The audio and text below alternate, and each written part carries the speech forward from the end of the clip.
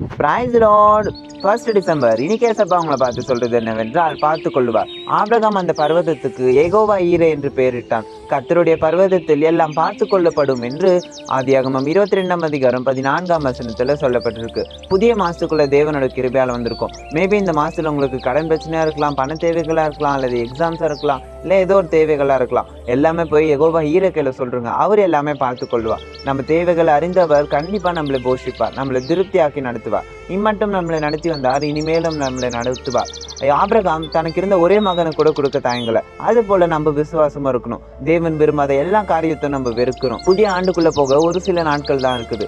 அதுக்குள்ளே நம்மளே நம்ம சுத்தப்படுத்திக்கிட்டு தேவனுடைய வருகைக்காகவும் புதிய ஆண்டுக்காகவும் நம்ம ஆயத்தமாகுவோம். அதே போல தேவன் கையில எல்லாமே ஒப்பு கொடுத்துருங்க. அவர் கண்டிப்பா நம்மளை ஆசீர்வதித்து நம்ம தேவைகளை சந்தித்து நம்மளை பார்த்து கொள்வார். Bye words with Jebaraj. Have a happy December.